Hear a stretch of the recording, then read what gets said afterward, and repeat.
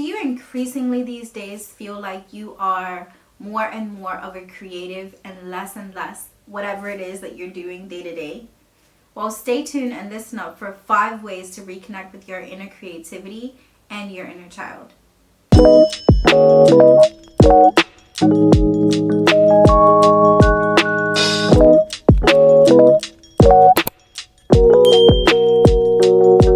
To give you guys a little bit of background about me, I am Jade Hassel, a multidisciplinary artist based in Manchester, UK, and I have been on this path and this journey to reconnect with what I feel to be my purpose. And by default, I have been able to reconnect with my inner child. So for as long as I can remember, I have always been artistic. I've always been one of those kids who drew, who painted, who always was sketching something. I used to have like this collection of paper dolls that I called paper people, and I played with them like they were dolls for the longest. And I never realized that those hobbies that I had as a kid, or those gifts and talents, would be the actual thing that I would be drawn to in my adult life. So in 2016, I quit law school and I decided that I would go on and become an artist. At that time, I had no idea how I was gonna do it. I had no idea where I was gonna buy art supplies. I had no idea where to get all the things that I needed to get. In the UK at that specific time, I couldn't even afford to buy art supplies. And so me making the decision to be an artist at that particular time was very risky, especially to like walk away from a full scholarship. It was a tough thing to do. But at that specific time, I felt so overwhelmed by just day-to-day stresses. I felt like I wasn't living in my truth and I wasn't living in my purpose. And so I actually made the decision to just go for it. And I gave myself 5 years and I said, you know what, I'm just gonna see how it goes. And then once I was in the rhythm of doing what I was doing, I never looked back. This was the absolute best decision that I've ever made. And I'm gonna share with you how making that decision in turn helped me to reconnect with my inner child. In 2018, I came across a book called The Artist's Way by Julia Cameron, and that book radically changed all of the ways in which I approach my art practice. In the book, she talks about taking your inner child on a play date every week. And when I decided to take up the course, because that's what the book is, it's an actual course that you do, I think over 12 weeks, and there are different tasks that you do. Like she has this thing called the morning pages, where you just like brain dump and you write out all the things that you have at the top of your mind. But one of the things that really resonated with me in The Artist's Way was taking your inner child out on a play date. So back at that particular time when I decided to do the course, I had no idea that I would be reintroduced to this little girl who would always be a part of me, or who was always a part of me. And that helped me to see that the Jade that I'm living today is the dream of the little girl that I would take on a play date every week. So at that time, my arts practice became a safe haven for me. It was the place where I could nurture myself, I could heal, I could write, I could listen to the things that I wanted to say. And so that helped me to then get closer and closer to what I felt like was my most authentic voice, the truest voice that I could hear, that I could feel, that I could listen to, that I could connect with, was my own voice. And that was the first time that I had ever heard my voice in that way, ever so clearly. My practice also opened up as a safe space. It told me that you're safe here. Anything that you can imagine is safe here. And then I just built continually upon that idea of safety and reassurance within myself. At that time, I also let go of the idea of being overly critical of myself, where I could just let go of the pressure of having to be perfect, but that the reward was actually in the daily practice. It was showing up even when I didn't want to. Just showing up in that daily practice allowed me to then also feel like I could commit to something that was larger than myself. And it was the first time that I ever committed to anything in my life. I didn't realize that my studio art practice would bring me face to face with myself. And I've been able to practice self-forgiveness and self-acceptance through the practice of non-judgment in my studio practice. And that space and that forgiveness that I allow myself gives me the grace that I need to accept myself fully and wholly as a person who is not perfect, but a person who is growing and blossoming and becoming the best version of myself that I possibly could be in this world. So my practice became a place where I just played. I used to play with the colors that used to interest me as a child. I drew the things that I wish that I could have drawn as a child, and just started to see things in a childlike manner. And that allowed me such freedom and grace in my practice and building my confidence as an artist. There also became space to reconnect with inner childhood joys, like just the idea of being able to make something up, to create something from my imagination, to be able to tap into this idea of being able to create something from nothing. That was so exciting to me at that particular time. And I believe that that's still something that I draw from in my practice today, whether I'm working on a painting or a collage or a site-specific installation.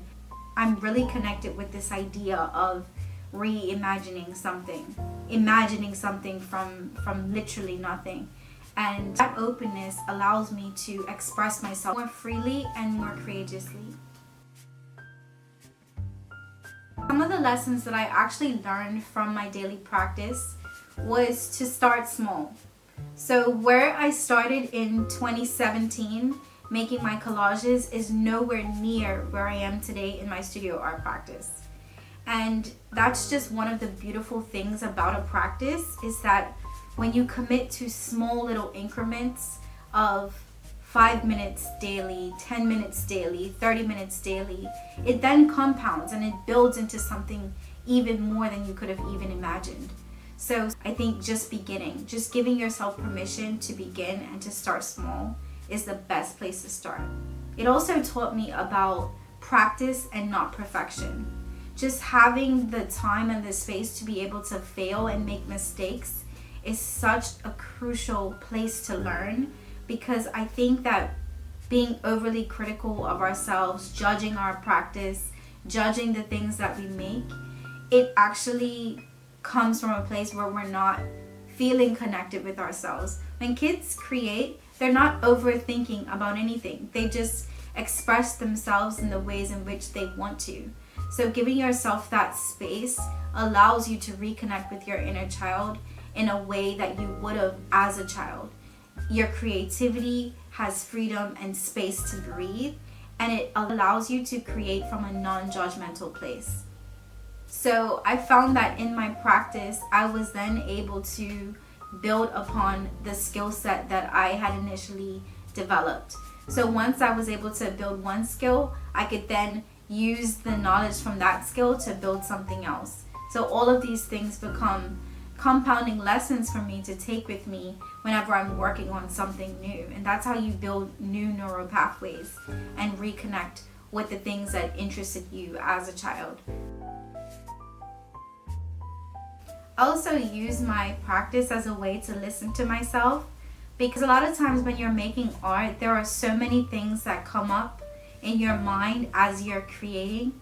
So just being able to give yourself the time and the space to just listen a little bit, you'll then find that you're able to hear things and feel things that you otherwise wouldn't have been able to perceive. It also allows you to listen to your inner child and listen to what your inner child is saying that they want to express today.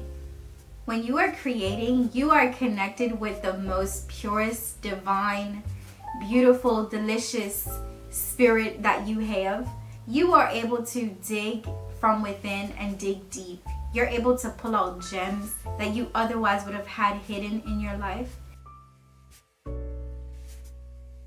When you're creating, you're able to build not only your body of work, but also build yourself. I think the most exciting thing that's happened for me when I have been developing my studio art practice is that I have been able to also build myself and build my dream self and build my dream self-confidence. It's been amazing to be able to connect with myself on deeper levels and to feel and to hear and to listen and to trust, because my studio practice is built so much on trust. And so just being able to trust myself has allowed me to bridge the gap between me being over here and unsure and anxious and nervous to me being self-confident and self-aware. So if you are feeling disconnected from yourself, if you're feeling stressed, overwhelmed, or worried about specific things that might be coming up for you in your life, I encourage you to take the time to build a daily art practice. It could literally be 5 minutes of journaling. It could be a 5-minute doodle. It could be a 10-minute self-portrait practice. It could be anything. Just start small. Allow yourself to make mistakes. Create from a non-judgmental place and just see what comes up for you. You might actually be surprised that things will come up unexpectedly along the way. So if you are not sure where to begin, just start wherever you are and just start now. Start with what you have. When I first began, I started with magazines that were literally laying there on the floor, and I've been able to build an entire life's practice based on just the fact that I began. Just begin wherever you are, start small, be consistent, and keep showing up for yourself.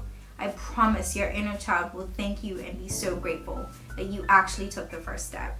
Until next time, remember your inner child is waiting for you to come and allow them to come out and play and have fun and create and love and listen and be one with you.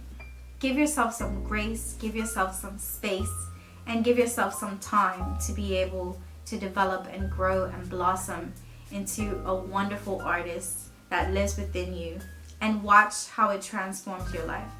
If you're interested in more videos like this, let me know in the comments below. I read and respond to everything. It means so much to me that you guys are engaging and you're loving my content and you're connecting with me in this way. Thank you for allowing me to hold space for you, and thank you for finding my corner of the internet. And I hope that this video has brought you some love, some light, and some joy today. And I hope that you take the time to reconnect with yourself and with your inner child through creativity. See you next time.